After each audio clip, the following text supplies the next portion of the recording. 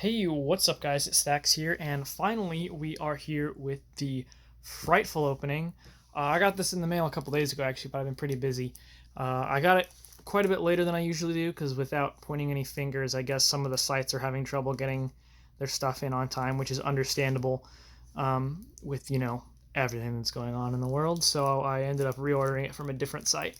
But anyways, let's go ahead and get into this. It's hard to believe we're already at the end of the Frightful arc. Let me try to find the little tab. I don't see it. There's also a train going by outside.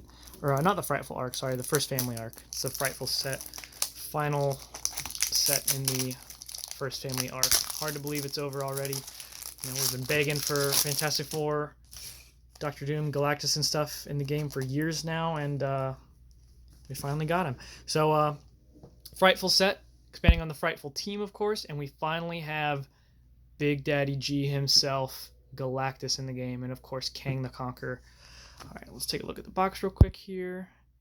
The last issue in the first family story arc, The Frightful, includes a dastardly list of evildoers that have crossed paths with the Fantastic Four. Such a list would not be complete without the insatiable devourer of worlds and master of heralds, Galactus. Add the time-traveling tyrant Kang the Conqueror to the mix, and you can now complete an epic deck of destruction. So let's go ahead and bust this bad boy open and take a look at these sweet cards. There's really good cards in this box.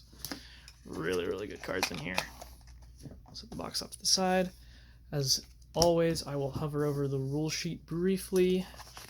You can pause and gander at this if you so desire, but I won't go over it.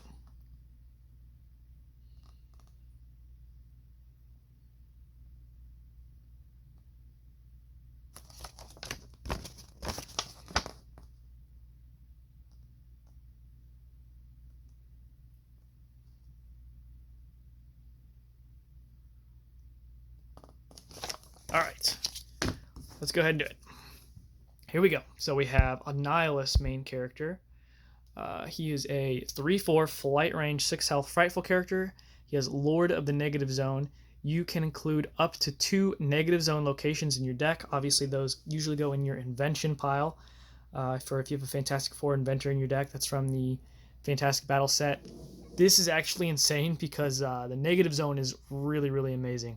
I don't remember all of the things it does, so I'm not going to even try to list them here. But that location from the Fantastic Battles is incredible, and it clarifies too that you get to include 2 in your deck, and then if you have like a Mr. Fantastic in your deck, or any other Fantastic Four inventor, if they're more down the line maybe, if you have a Fantastic Four inventor in your deck, you also get to have the 2 negative zone in your invention pile. So you get 2 in your deck and 2 in your invention pile potentially, so that's insane. His level up condition is the Living Death That Walks, level up 10. When a Nihilist attacks, strikes, stuns, wounds, or KOs a defending enemy character in combat, he gains that many XP. When he levels up, shuffle this card into its owner's deck, which is a really interesting mechanic. So he needs kind of a lot of XP, but if you do multiple of those things, you get multiple XP. So when you attack, you gain. If you strike, then you gain another. If you stun, you gain another. If you wound, you gain another. And if you KO, you gain another. So you can gain up to 5 XP per combat, potentially, if he does all those things. So you can level him in 2 attacks, theoretically. And then this card goes back into your deck. And then at level 2, you are a 7/7 flight range 6 health. Launch Invasion Force. Build green. Search your hand and deck for an Annihilation Wave supporting character and put it onto your side. We'll look at those in a second. Actually, we'll probably just look at it with the card here after I go over his next power. And then he has Continuous Rebirth. If a Nihilist would be KO'd by a wound, you may reveal his level 1 character from your hand, and if you do, he is not wounded instead, then shuffle his level 1 card back into your deck. So when you level up, this level 1 goes into your deck, and then if you draw it, you can use it to bail you out of taking a wound or losing the game or something. Then it goes back, and you can do it again. So you're probably going to want to pack draw cards in this deck so you can get your main character to your hand to bail you out. And that level 1 power lets you search for an Annihilation Wave, which we can go ahead and look at now. Just kind of makes sense to do them together. So this is the guy that you're going to be searching for. It's 3-cost Annihilation Wave, 5/3 flight, 1 health, Frightful character, swarms. You can have any number of this guy on your side. And then an unending wave of ships and bugs. At the start of your build phase, you may put an Annihilation Wave supporting character from your KO pile onto your side. So you can keep bringing these guys back. They're pretty well statted for like an aggressive 3-drop. And then every time I see a guy with Swarm, it just always makes me think of like putting this in a Queen deck or something. So we'll have to see about that. And here he is, Big Daddy G himself. We have Galactus, main character, 5/5 flight range, 8 health. Wow, pretty significantly overstated for a level 1 character. 8 health on this guy, insane. The hunger that does not cease. At the start of your build phase, you may discard a location if you don't wound Galactus. So you're taking a hit card advantage wise to not take a wound, but you also want to be doing that for his level up condition here, which is a Cosmic Hunger, level up 6. At the end of your turn, Galactus gains 1 XP for each location in your KO pile. So you'll gain like 1 on turn 1, and then you'll pitch another location on turn 2, so gain 2 more. And then any that you would use for like superpowers or whatever. So you're going to level within like 3-ish turns probably. And then you'll go into a level 2 Galactus, who is a 7/7 flight range, 8 health, the hunger that does not cease. At the start of your build phase, you may discard a location if you don't wound Galactus. So you still might be wanting to do that just so you don't take the wounds. You're not gaining XP for it though anymore, because he's got a new XP condition this time, which is Pillager of Planets, level up 3. When a good Herald of Galactus appears on your side, Galactus gains an XP. When an evil Herald of Galactus appears on your side, Galactus gains 2 XP. So 1 evil and 1 good will get you to level 3. That's a pretty easy, straightforward level up condition.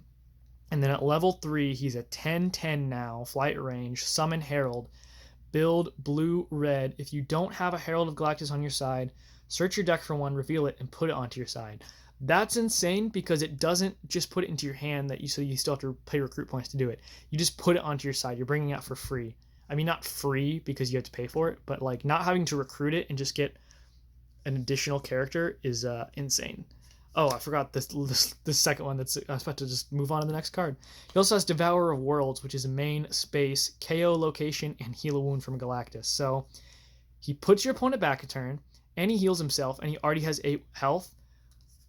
This guy's insane. Galactus main character is very, very, very good. I know that I was a little disappointed in Dr. Doom, and I still kind of stand by that. I don't think he's as flavorful as he could be. Galactus is great. The flavor is great. The card art is great. The power level of him is great. Great, great, great, great card. Very, very pleased with Galactus main character. A character I'm a little less pleased with. Let's look at Kang here. He at level 1, he's a 2/5 flight range, 5 health, frightful character. He has immeasurable identities. This game, Kang supporting characters you own are main characters instead. We'll look at the Kang supporting characters here with him in a second.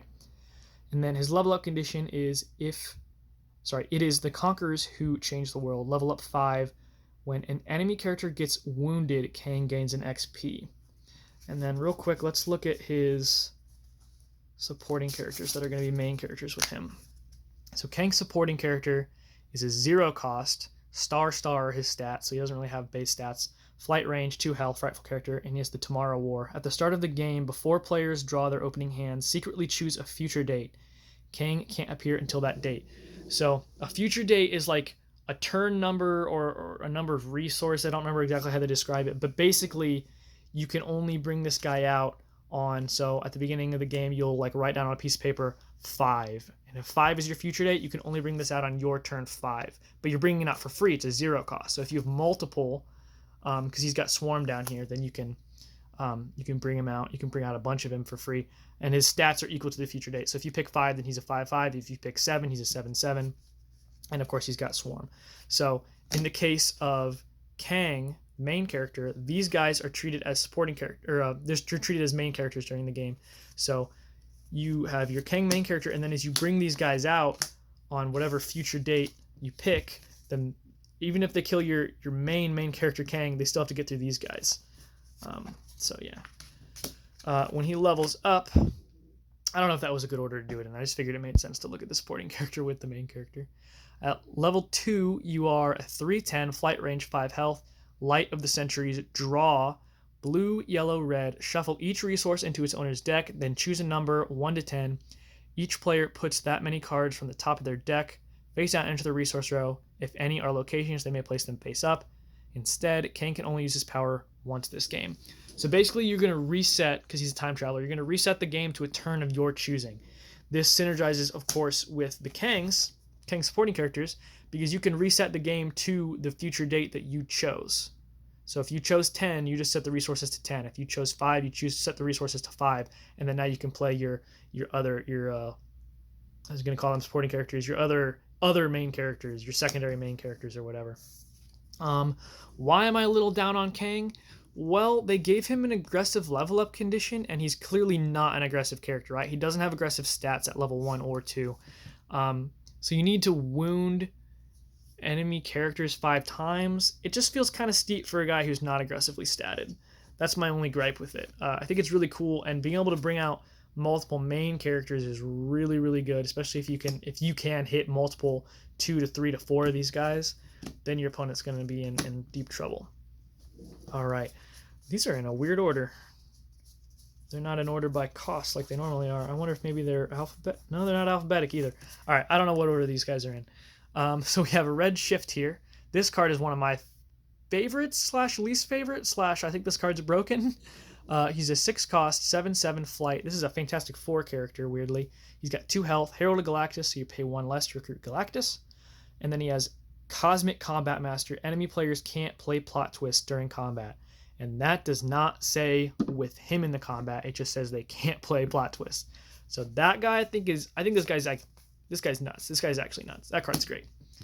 We have Fallen One here, 4/4 flight range, 2 health, Frightful character. Herald of Galactus, paying 1 less to bring out Galactus.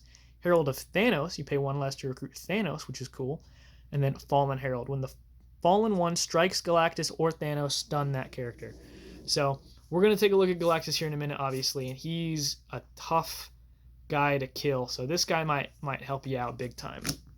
And it's cool that he's also tied to Thanos. I'm not familiar with the character, but it makes sense, I assume. Airwalker, maybe the most efficient Herald at doing his Herald thing, is a 5 cost, 6/6 flight, 2 health, Frightful character. He's got Herald of Galactus, and then he has the Horn of Galactus. Build red, you pay 1 less to recruit Galactus supporting characters this turn. Airwalker may use its power any number of times on your turn. So you're paying 1 less for this, and then 1 less for any reds you have if you choose to pay them. So this guy is going to be, if your deck is totally focused on the Herald thing and totally focused on bringing out Galactus early, this guy seems to be maybe one of, if not the most important Heralds, solely for that bring out Galactus early game plan. So that's cool. This is maybe the most bonkers card in the set. This card is going to be causing crazy combos and meta warping problems, I will predict, for years to come. We have 5 cost Hyperstorm, 5/5 flight range, 1 health, Frightful character. He has an endless supply of energy. Galactus loses the hunger that does not cease. So that's the one that makes him wound himself unless you discard a location. So you want Galactus to have that at level 1 because you want to put locations in your KO pile. You don't want him to have it at level 2 because it doesn't benefit you in any way at level 2. So by the time you level up, then you can kind of bring out Hyperstorm and you don't have to hurt yourself anymore. So that's kind of cool. But the main thing on this guy is his next power, which is called the Supreme Power. Hyperstorm has all printed superpowers of face-up characters. Not on your side, not on your enemy's side, not you pick one and it copies that guy. He has all printed superpowers of face-up characters. So I'll just let that stew for you guys. We've seen how good things like Taskmaster are in this game. So I can't even begin to imagine what this thing is going to do to the game. You can use this with Mystique main character and transform this into a main character. There's so many things you can do with this. If I tried to come up with something right now, I wouldn't even be able to scratch the surface. So be on the lookout for this guy. This guy's going to be a really important card in every format he's legal in from here to the end of Versus. I'm calling that now. Here's one of the final cards we got to see, and this card's great. We have 6 cost Stardust, 9/6 flight, 1 health, Frightful character, Herald of Galactus. And then it has Ethereal reaction blue. When Stardust gets KO'd by an enemy character, remove her from the game. At the start of your next build phase, put her onto your side. So that's really good. She's pretty well statted for a 6 cost character, and then you get to keep her around for a blue. I think this card's great. We have 6 cost The Maker, 6/8 2 health, Frightful character. He has multiversal omnipresence. You may include up to 5 different equipment without invention in your invention pile. Only the maker can invent them. And then he has Stroke of Genius. So at the start of your turn, draw a card, or the maker creates an invention. So there's some interesting stuff you can do with this. My mind immediately went, when I read this, to things like Nullifier, Serpent Crown, the Cosmic Cubes, these one-of-a-kinds equipment that are really, really impactful. You can get extra copies with this. So we'll have to see on him. I'm not sure how great that's going to be. You have to keep him alive to do the Stroke of Genius thing, like keep him face up. Here's a really cool card. I don't know how much play it's going to see, because 7 cost characters are pretty competitive, but I like this card a lot. We have 7 cost Terax, 7/7 flight, 2 health, Frightful character, Herald of Galactus, and Cosmic Geokinesis, main, green. Move all +1/+1 counters on all sides onto a character on your side, then double the +1/+1 counters on them. So you might recognize Geokinesis from Flint, which is from the Monsters Unleashed set. Pay green, move all +1/+1 counters on all sides onto him. This is just all of that with upside. You get to pick what character you want to put it onto, and you double the counters. So this is a really, really, really powerful answer to counter decks. I think it's kind of late in the game to be trying to answer counter things. Flint is a 4-drop, and he's pretty efficient at what he does. And then also, as I mentioned, 7 cost characters are pretty competitive. There's things like, obviously, the main guy, which is Jungle Hunter, and then there's stuff like Ares and Super Skrull now, I think, is really a really solid choice for the 7-drop slot. But I like this card a lot. I think he will eventually find a home somewhere. People have talked about doing this with Prowler, but to me, that's just kind of doing Flint, but with extra steps. Yeah, it has upside, but you're spending more cards to just do what Flint does by himself. But I like the card a lot. Very cool. All right, we have 8 cost Morg the Executioner, 10/8, flight, range, 2 health, Frightful character, Herald of... Sorry, I was about to just instinctively say Herald of Galactus, which... Okay, so he does have Herald of Galactus. This first one is the Herald Ordeal. When Morg appears, you may stun an enemy Herald of Galactus supporting character. That's cool. And then Executioner, combat, red. If Morg is melee attacking an exhausted defender, he has Ferocious and strikes with triple his attack this combat. So striking with triple and Ferocious is insane. So he'd be a 30 Ferocious. So this guy can hit Galactus, assuming Galactus is exhausted. But again, 8 drops, you're looking at things like Sentry and Silver Surfer. I don't know that this card replaces that. It's kind of specific. It has to be an exhausted defender. I don't know, though. Again, he can stun Galactus, theoretically. So, all right. Here he is. Galactus supporting character, what everybody's been waiting for. He's a 12 cost, 30/30, flight range, 7 health. He has Scour the Universe. Galactus can only appear when he is recruited and only while there is a Herald of Galactus on your side. So you can't just ramp into this guy and not have a Herald. You can't get around it. You can't cheat around it. You have to have a Herald to bring this guy out. If they nullify the Herald keyword, then he can't come out at all. If Dark Phoenix calls keywords, he will lose this, and then you can bring him out without having a Herald. But then he's just a 30/30 does nothing, which is fine. It's fun fact, being a 30/30 does nothing with 7 health is perfectly fine, especially when you flight and range. It's very, very good still. And then he has Cosmic Entity. Galactus is unaffected by Burn, Freeze, Immobile, and Infect. So if he wasn't good enough being a 30/30 flight range 7 health guy, you also can't really shut him down. And then he has the Monster of All Worlds. At the start of your main phase, you may name a location. If you do, remove each card with that name everywhere from the game. So that's going to hit you as well as your opponent. But if you're smart and if you're bringing this out before your opponent can bring out their Galactus, and then now you're eating away at their resources, they might never be able to bring out their Galactus to fight yours. So bringing out Galactus first might be super, super crucial. And then ending it off with a very underwhelming card, we have the Power Cosmic. Any turn combat, plot twist. Any turn combat, if you have a supporting character on your side in the combat with cost 8 or more, stun an enemy character in the combat with cost 7 or less. If you have a main character on your side in the combat with level 3 or more, stun an enemy character in the combat with level 2 or less. I think it's all way too specific to be any good, and I'll leave it at that. I've seen some discussion on this card. I think it's but what do I know? If you can get to level 3 really quick, maybe it's good, but in the decks that do get to level 3 really quick, like I'm thinking of decks like Mimic, I think it's completely unnecessary and you don't need it. And then in what I think they want you to play it in, which is Galactus, I think he gets to level 3 too slow for it to matter. So all around, I don't think it's very good. But the rest of these cards in the set, Galactus, great. Morg is pretty good. Terax is pretty good. Maker is, I think, okay. Stardust is really good. Hyperstorm is one of the best supporting characters in the game, I would say. Airwalker, I think, is really good if you're trying to get to Galactus. Fallen One, I think, is really good. Redshift, I think, is broken. I think this card's insane.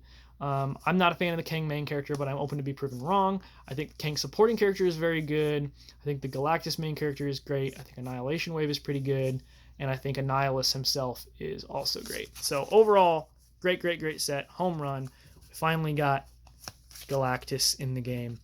And now we're getting Sentinels and stuff. And after that, other than DC, we pretty much have everything that we've always wanted. Anyways, so that's going to do it for this opening video. I'll see you guys next month when we finally get to crack open Sentinels in the first set of the what's the name of the arc? I think the arc's called Omega level. Anyways, let me know what you guys think of the Frightful set. What's your favorite cards in here? And I will see you guys next time. Bye.